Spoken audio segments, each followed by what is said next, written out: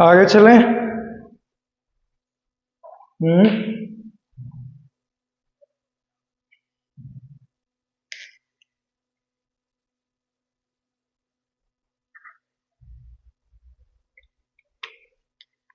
लगता है नया मार्कर लेना पड़ेगा क्या?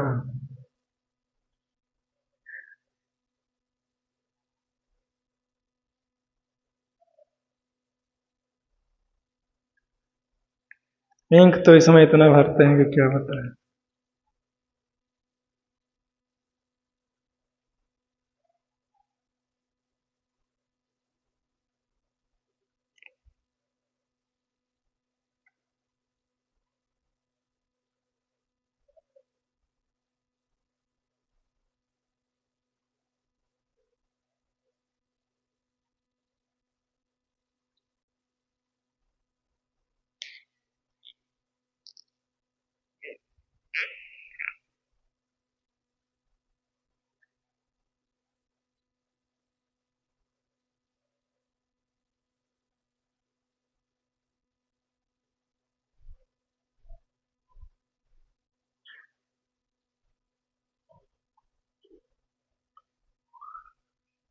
Late us see. Question number 4 है अब। ठीक है, क्वेश्चन नंबर 4 कर लें फिर।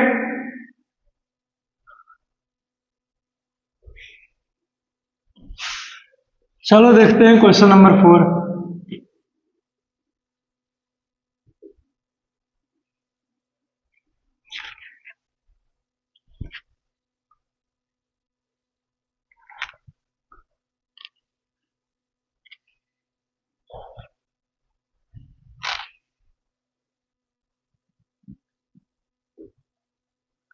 Question number 4, what is the boy now?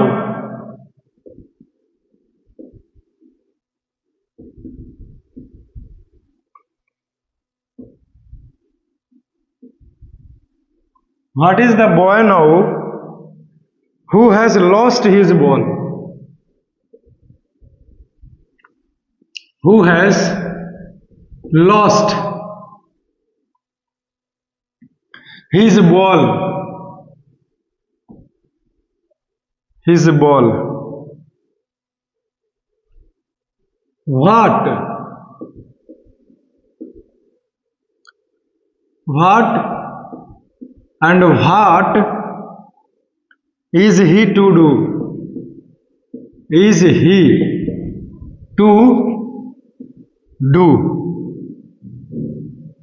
Question mark.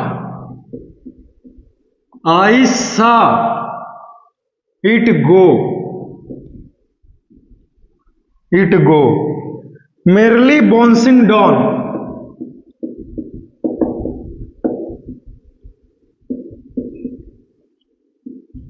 Merely bouncing down.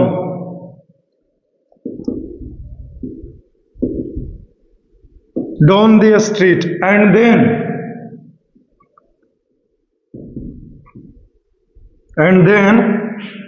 merrily over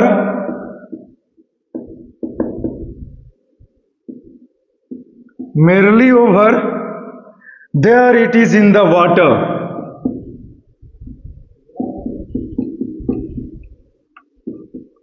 It is in the water.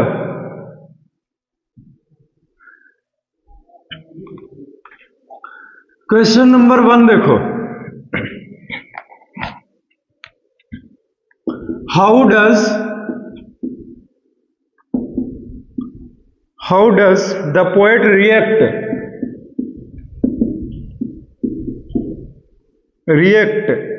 on seeing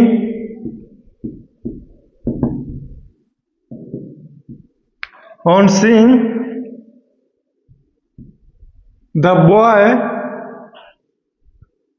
lost his ball? Question mark. Question number 2 है, what did he see? ये question number 2। Question number 3, where is the ball now? Question number 4, what do you mean by merely bouncing? What do you mean by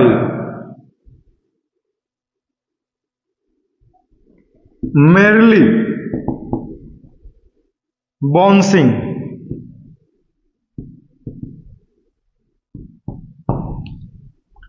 ये question है हमारा।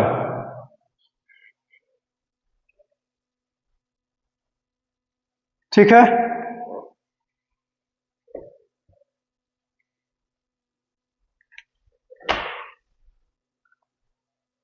चलो clear है ना? ये question है, ये इंफॉर्मेशन है 4 लाइन का, इसे पढ़िए और इस क्वेश्चन का आंसर दीजिए। Is it clear? तो क्वेश्चन देखो ध्यान से पहले, तभी तो आंसर आपसे हो पाएंगे।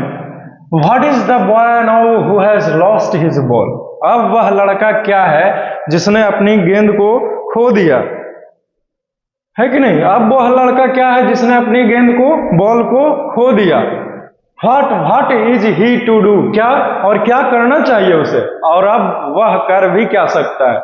I saw it, मैंने उसे देखा, अभी भी देखा है। merely bouncing down the street, गलियों में सड़कों पे झूमते हुए। merely का मतलब होता है हैप्पीली, खुशी से, यानी कि लड़का बोल रहा है कि अभी अभी तो हमने देखा है, स्ट्रीट पे, सड़क पे खुशी से झूमते हुए जा रहा था। एंड देन, और उसके बाद भी merely over there it is in the water, हो सकता है कि अगर सड़क पे नहीं है तो बॉल उछलते हुए जो है वो पानी में चला गया। क्यों? क्योंकि जहां पे वह खेला करता था उसी के बगल में ही तो एक तालाब था। तो शायद उसको शक हो रहा है कि या तो स्ट्रीट पे, सड़क पे, नहीं तो फिर पानी में गया।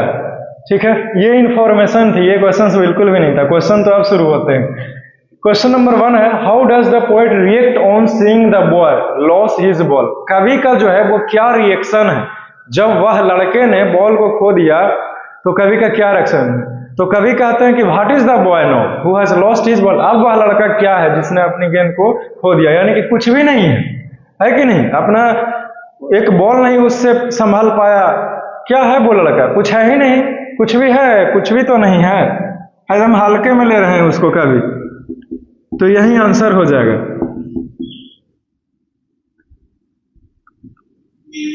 What is the boy now who has lost his ball?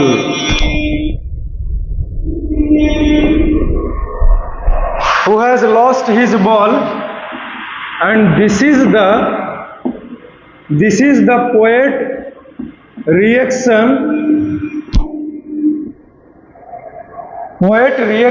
on seeing the boy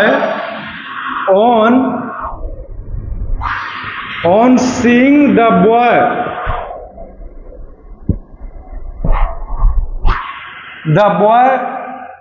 lost his ball. चलो ये खत्म हो गया जी। ठीक है, अब question number 2, what did he see? उसने क्या देखा उस लड़के ने? तो उसने देखा कि या तो बॉल सड़क पे गया था, क्योंकि merely bouncing जो है वो सड़क पे था, और अगर सड़क पे नहीं है तो फिर पानी में गया, है कि नहीं? तो ही सा, यहां पे लिखा है ही सा the ball was merely bouncing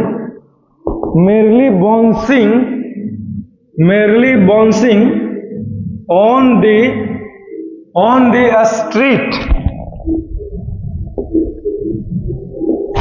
the street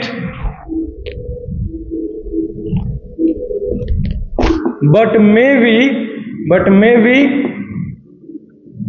the ball went in the water, लेकिन हो सकता है कि वह अगर सड़क पे नहीं है तो बॉल जो है वो कहां चला गया? पानी में चला गया होगा। क्यों? क्योंकि अभी तो उसने सड़क पे देखा, सड़क पे नहीं है तो फिर झाड़ी में गया होगा, झाड़ी में नहीं है तो फिर कहां चला गया? तालाब के पानी में चला गया है कि नहीं। तो यही जो है वो क्या कर रहा है कि वो बार बार जो है वो इसी चीज को सोच सोच के परेशान हो रहा होता है, समझे। ये क्वेश्चन नंबर 2 जो है वो क्या हो गया, खत्म हो गया, समझे। नेक्स्ट क्वेश्चन नंबर 3 है, तो where is the ball now. लेकिन अब वह बॉल आखिरकार है कहाँ, क्योंकि उस लड़के के पास भी तो बॉल नहीं है, तो बॉल गया किधर।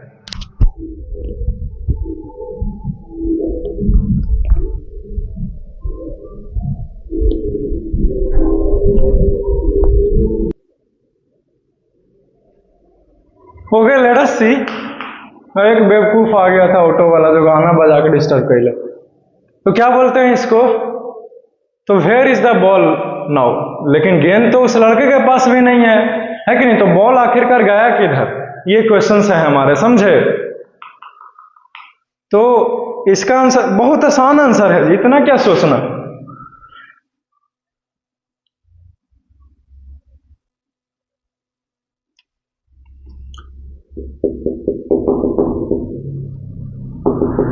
Maybe the ball went into the water. पानी में वाटर की जगह पे हार्बर भी लिख सकते हो कि बंदरगाह में चला गया वाटर। मेरा नहीं, आप वाटर ही लिखिए, ठीक है ना, हटाओ हार्बर ही सब। Question number 4, what do you mean by merely bouncing. Merely bouncing का मतलब क्या समझते हैं आप। तो इसका आंसर देखो, तो इसका आंसर होगा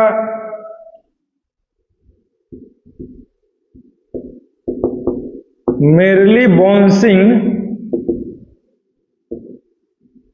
means happily bouncing.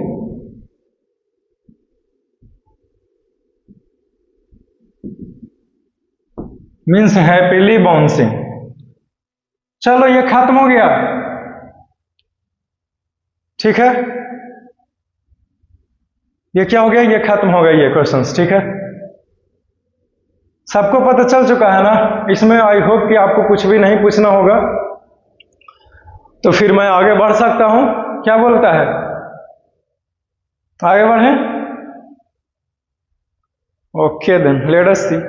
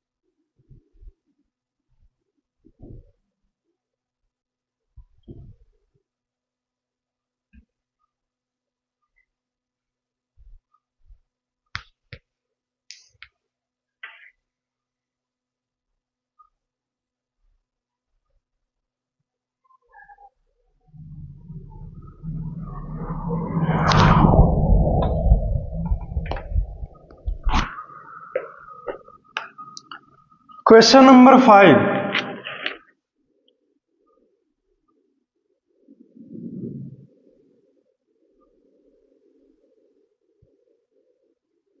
No use to say. थोड़ा सा और नीचे लिख देते हैं।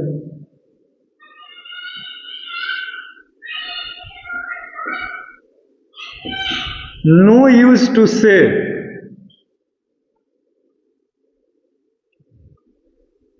oh there are other balls.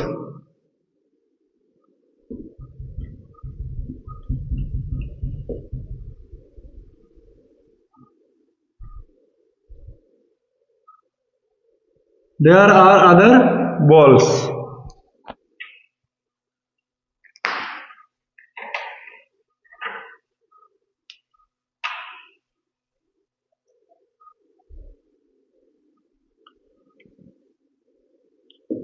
An ultimate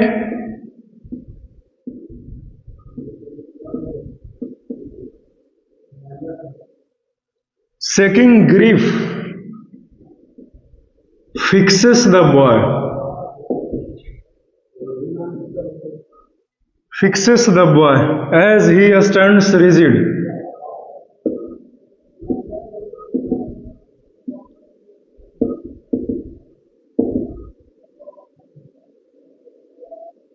Trembling,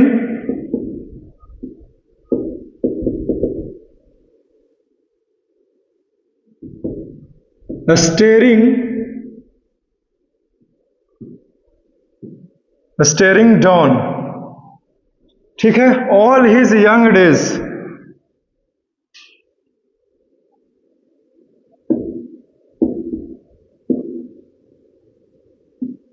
all his young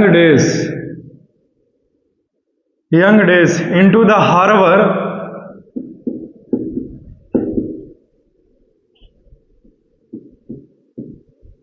into the harbor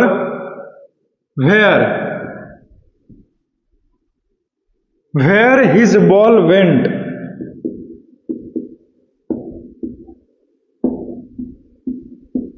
His ball went. I would not intrude on him.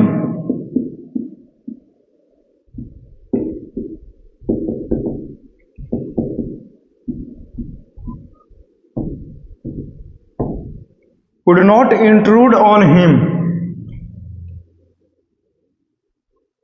On him. ठीक है, question number 1 देखो.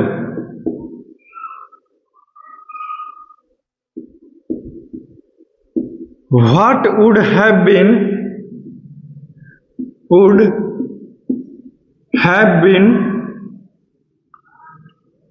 a consolation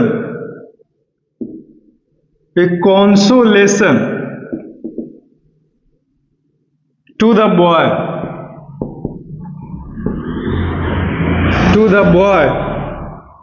question mark. दूसरा देखिए, why is the boy trembling at his loss?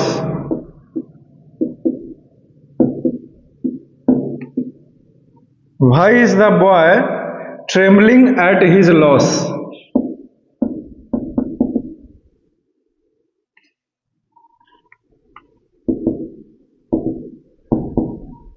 At his loss. What do you mean by? Question number 3 देखो.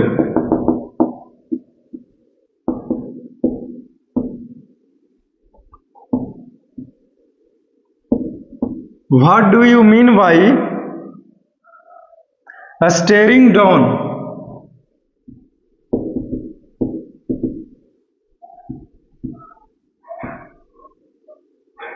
Staring down all his young days into the harbor.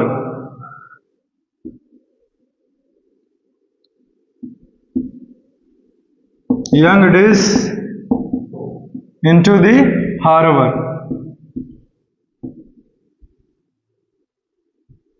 Question mark. What is the poet's attitude?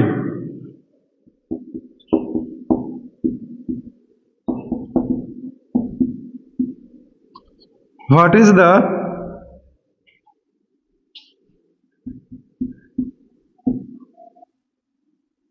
poet's attitude?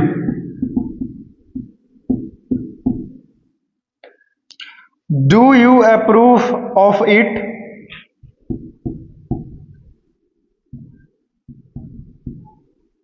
Approve of it, भाई या फिर भाई not? ये question है।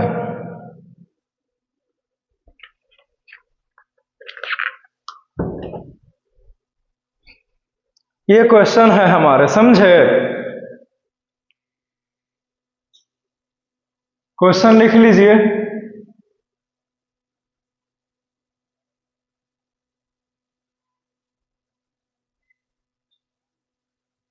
लिख लिए होंगे क्वेश्चन को, अब इसे सॉल्यूशन करें।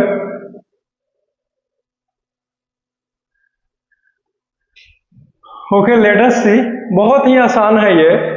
नो इज टू से oh there are other balls. अब यह कहना कोई फायदा नहीं है कि और भी बहुत सारा गेंद है आपको दिया जा सकता है, यह कहना बेकार है, कोई फायदा नहीं है इसका कहने का। And ultimate seeking grief fixes the boy. और ऐसा उदासी उस लड़के के मन पे छाया हुआ है कि अंदर से एकदम कांप रहा, थर्रा रहा, हिल रहा। As he stands rigid trembling staring down. Staring का मतलब हुआ घूरना, नीचे की ओर देखना, और ट्रेमलिंग का मतलब हुआ कंपन, कांपना, समझे? All his young days into the harbour where his ball went. और अपना पूरा दिन ऐसे घूरते हुए, नीचे कांपते हुए हालातों में उसने पूरा दिन जो है वो खराब कर दिया, बर्बाद कर दिया, ऐसे ही सोच के कि बॉल जो है वो आखिरकार गया कि। Clear? I would not intrude on him. और कवि का कहना है कि ऐसा हालत है लड़के का कि उदासी से वो कांप रहा है, लेकिन हम फिर भी इस पे कोई कमेंट नहीं करेंगे, कुछ भी नहीं बोलेंगे, जैसा है वैसे ही छोड़ दो उसको।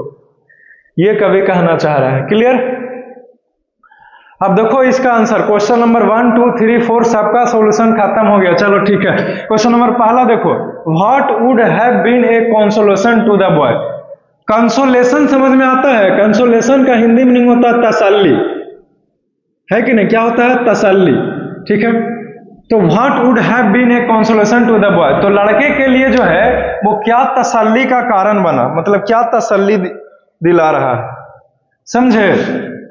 What would have been a consolation to the boy, यानी कि क्या तसल्ली वाली बातें हैं ये। ठीक है,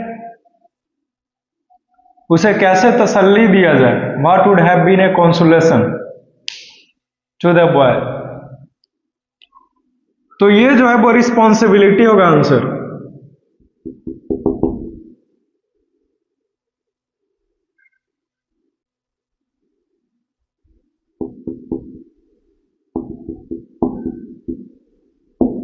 responsibility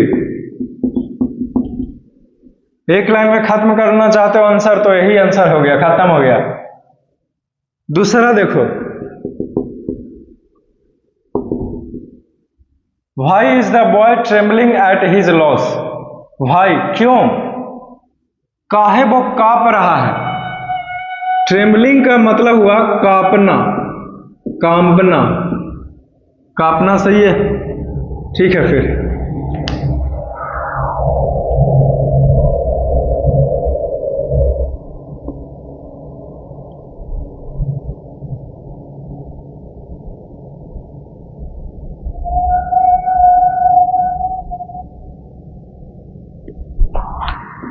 the boy has lost his ball, so that's why he was trembling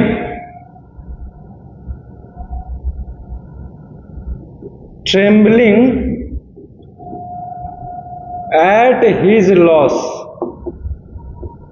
उस लड़के ने अपने गेंद खो दिया है, इसीलिए वह कांप रहा है। क्वेश्चन नंबर 3 देखिए, what do you mean by staring down all his young days into the harbour. आप इस चीज से क्या समझते हैं कुछ लड़का जो है वो पूरा दिन घूरते हुए रहा और अपना पूरा एक समय को हार्बर में उसी पोर्ट में बंदरगाह में दफन करके आ गया। इसका मतलब क्या समझता है?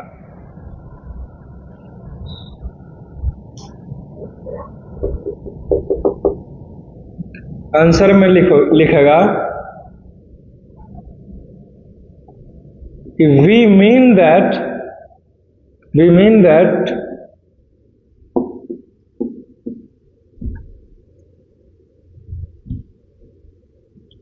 a day were spoiled by the boy। उस लड़के के द्वारा एक दिन खराब कर दिया गया। इस चीज से यही सीख रहे हैं, यही समझते हैं। क्वेश्चन नंबर 4 है, what is the poet's attitude, do you approve of it, भाई और भाई नॉट। यानी कि पोएट का क्या एटीट्यूड है। एटीट्यूड समझ में आता हो, अकड़, घमंड भी बोल सकते हो जिसे, लेकिन घमंड तो नहीं होता, एटीट्यूड कुछ और होता है कि नहीं। ऑरा नहीं, सिग्मा मिल, जिसे जो कुछ भी बोलो, जैसे आप समझो वही सही है। तो पोएट्स का क्या एटीट्यूड है, आप समझने के लिए बोल सकते हैं कि पोएट्स का क्या अकड़ है उस लड़के के लिए ऐसी हालत में भी। तो ऐसी हालत में पोएट जो उसको छोड़े हुए हैं, कहा हम नहीं समझाएंगे उसे। तो do you approve of it, तो क्या आप इस चीज को, पोएट्स के एटीट्यूड को अप्रूव करते हैं? अगर हाँ करते हैं तो क्यों करते हैं, अगर नहीं करते हैं तो क्यों नहीं करते हैं। यही आंसर, यही क्वेश्चन है जिसका आंसर आपको लिखना है। तो हाँ भाई हम अप्रूव कर देते हैं, तो लिखेंगे yes be approve.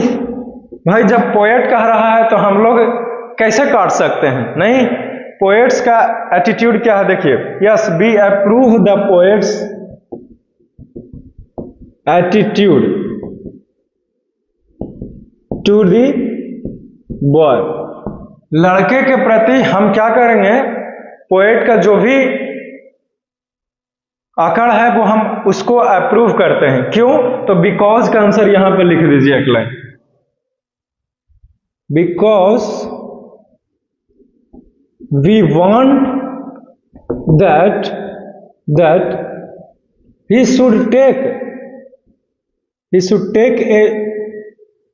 take a lesson from his loss।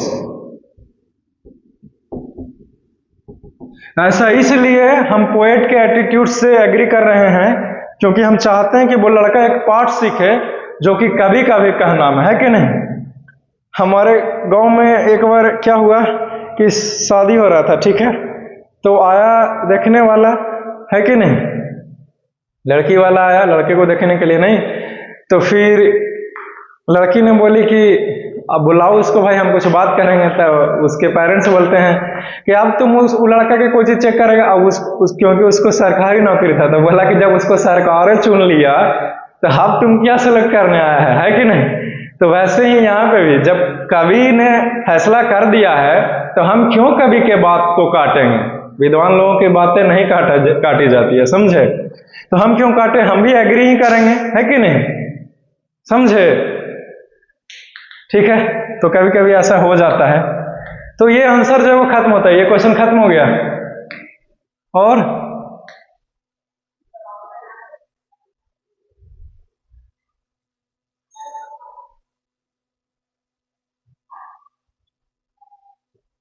Next question की ओर मूव करें।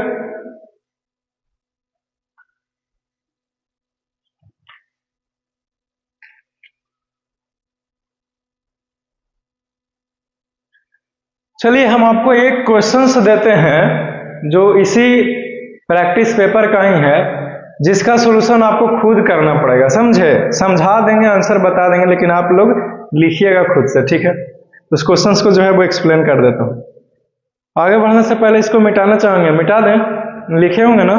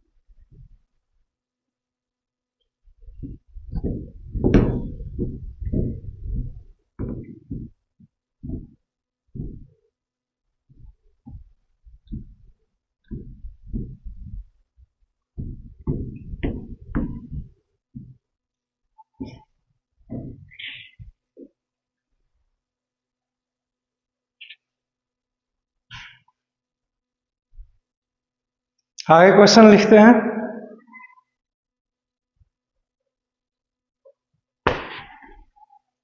ओके, लेट अस सी एडिशनल कंप्रीहेंशन एक्सट्रैक्ट। ये है हमारा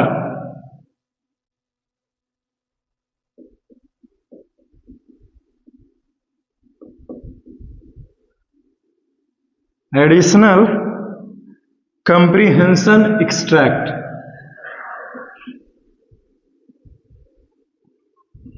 comprehension extract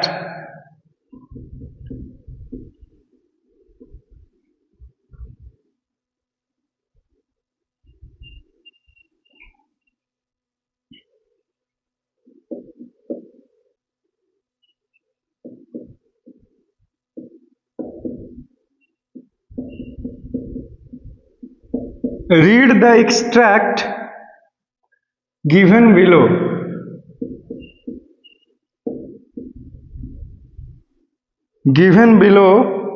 and answer the questions that follow.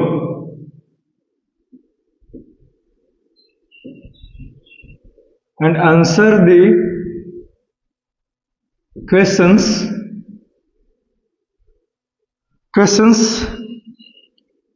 that follow.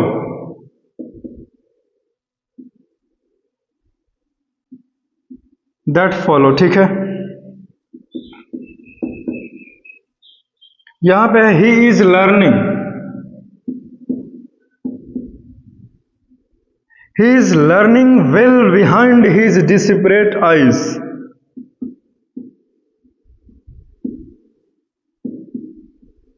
Behind his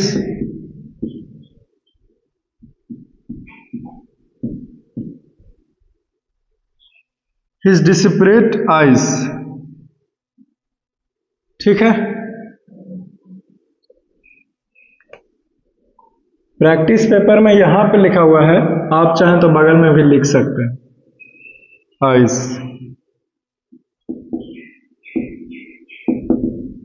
the epistemology of loss, how to stand up.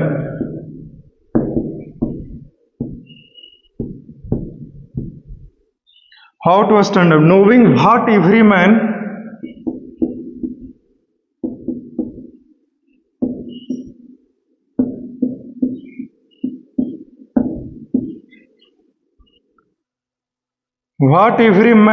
must one day know. Must one day know। ठीक है।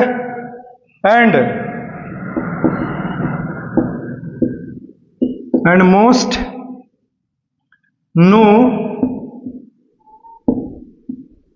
many days how to stand up।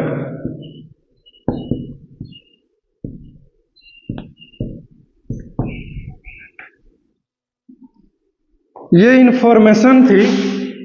Questions तो अब शुरू होगा। What do you mean by the epistemology of loss?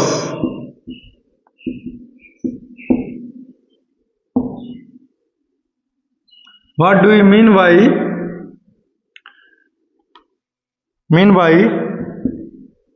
the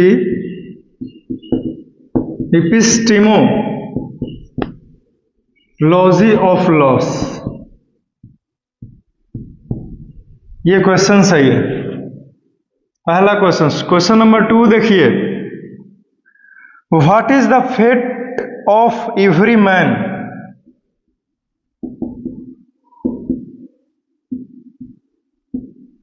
what is the fate of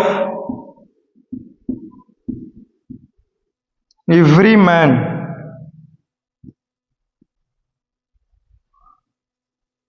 ठीक है। Question number 3 देखो।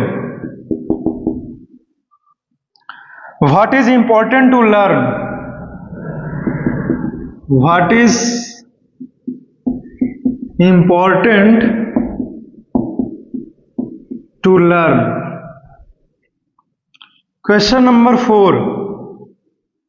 What makes the poet satisfied?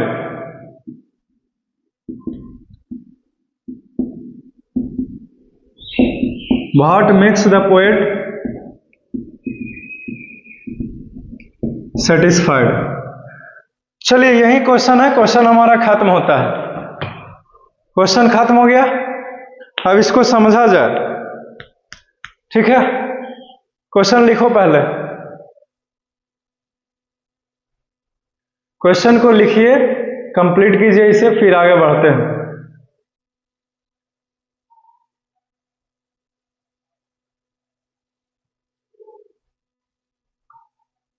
लिख लिया होगा, अब क्वेश्चन समझो। एडिशनल कंप्रीहेंशन एक्सट्रैक्ट है जो कि प्रैक्टिस पेपर में दिया हुआ है। प्रैक्टिस पेपर एवरग्रीन का सभी के पास होना चाहिए। पेज नंबर 325 में दिया हुआ है, पेज नंबर 325। ठीक है, नहीं भी है तो भी कोई दिक्कत नहीं है। यहां पे देखिए, इधर ध्यान दीजिए। तो सबसे पहले पढ़ो और क्या चीज, तो यहां से ये इंफॉर्मेशन है, यहां से यहां तक समझे। ये तो ऐसे ही बोला है कि read the extract given below and answer the questions that follow. जो दिया गया कुछ अंश है पोएम का, उसको पढ़ो और फिर नीचे जो है वो आंसर को लिखो। ठीक है, जो क्वेश्चन है उसके आंसर दीजिए, समझे। Okay, let us see. He is learning well behind his desperate eyes, यानी कि वह अपनी निराशा भरे आंखों से चीजों को देख रहा है और सीखते जा रहा है। The epistemology of loss, how to stand up. और जो किसी भी चीज को खोने का जो दुख है, उस दुख में भी वह सीख रहा है कि इस दुख से कैसे बाहर निकले। ठीक है, knowing what every man must one day know, और इस चीज को समझ रहा है कि यह दुनिया का सच्चाई है, इसे जितना जल्दी एक्सेप्ट किया जाए उतना ही तकलीफें कम होती है। वो लड़का जो है वो महसूस कर रहा है इस चीज को, समझे। ठीक है, and most know many days how to stand up, और अगर अभी नहीं तो कभी तो सीखना ही पड़ेगा कि किस तरह से आप इस दुख से जो है वो बाहर उठ सकते हैं, निकाल सकते हैं। Is it clear? Okay, question number पहला देखिए, what do you mean by the epistemology of loss. Epistemology of loss से आप क्या समझते हो? तो किसी भी चीज को खोने का जो दुख है और उस दुख से कैसे बाहर निकले, समझे।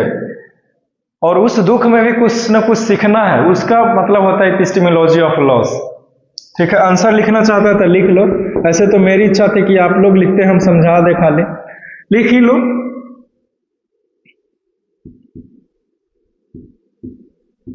The epistemology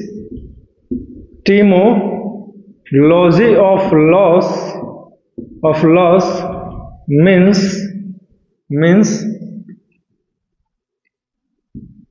means sadness of losing something else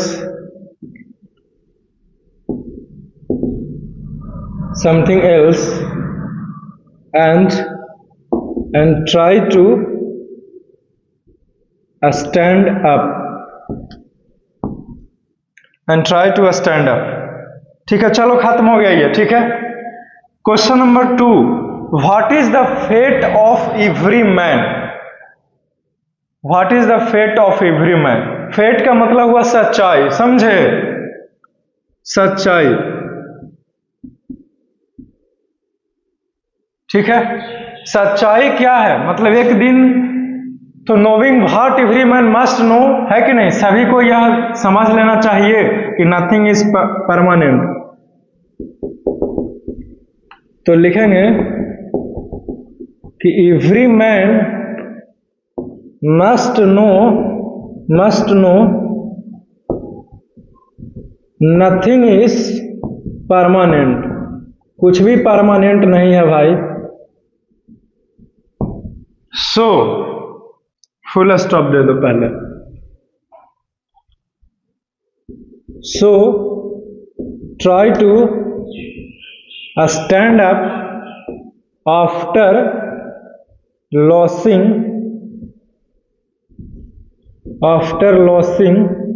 anything, कुछ भी खोने के बाद उस चीज से बाहर उठिए, है कि नहीं, कब तक मातम मनाइएगा।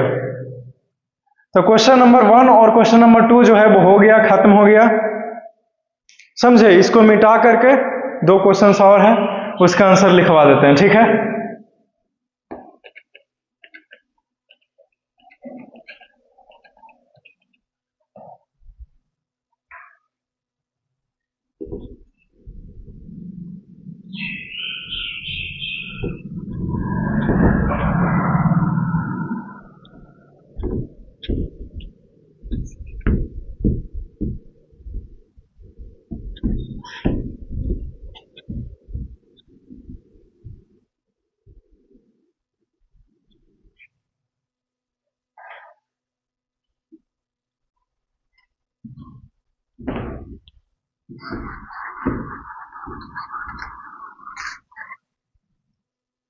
क्वेश्चन नंबर 3 को पढ़ो। What is important to learn, क्या सीखना जरूरी है, क्या सीखना जरूरी है। तो इस चीज को सीखना जरूरी है कि he is learning well behind his desperate eyes की epistemology of loss and how to stand up.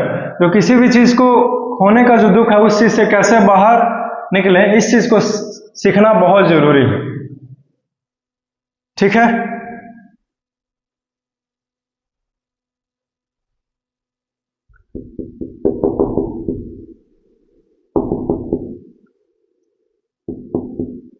The epistemology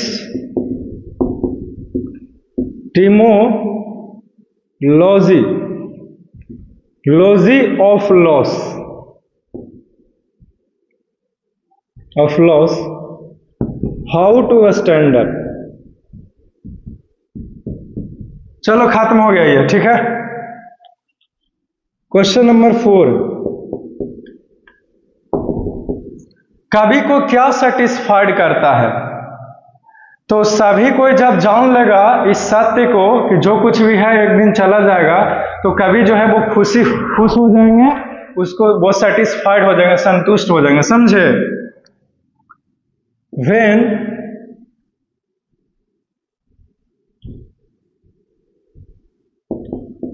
knowing the truth that loss is inevitable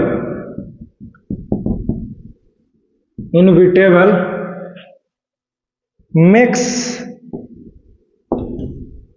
the poet satisfied। Is it clear? All clear। Inevitable का मतलब होता है जिसे आप टाल नहीं सकते, जैसे डेथ है, मृत्यु है, आप इससे बच नहीं सकते, पीछा नहीं छुड़ा सकते, इसे टाल नहीं सकते। एक दिन सबको आएगा, आपको भी आएगी और मेरे को भी। क्लियर है। तो ये जो चीजें को खोना है आप इसे टाल नहीं सकते, चीजों तो भुलाती ही रहेगी, है कि नहीं। तो कवि को जो है वो इस चीज का जब सत्य सबको एहसास हो जाएगा तो यही चीज जो है वो कवि संतुष्ट हो जाएगा, जिसके कारण उन्होंने ये पोएम को लिखा और हम लोग पढ़ा रहे हैं और आप लोग पढ़ रहे हैं, है कि नहीं। चलो ये खत्म होता है। ये एडिशनल कंप्रीहेंशन एक्सट्रैक्ट था जो कि प्रैक्टिस पेपर में एक्स्ट्रा दिया हुआ था, जिसे पढ़ करके आपको खुद से आंसर करना था, समझे। एक क्वेश्चन एक्स्ट्रा प्रैक्टिस के, लेकिन मैंने इसका भी, इस क्वेश्चन को भी नहीं छोड़े, इसका भी सोल्यूशन करवा दिया है कि नहीं, ठीक है। इसमें से कुछ पूछना है तो बोलिएगा, नहीं तो फिर इट्स ओके, ऑल क्लियर, ठीक है। फिर चलें। Love you all, see you soon, take care, have a nice day.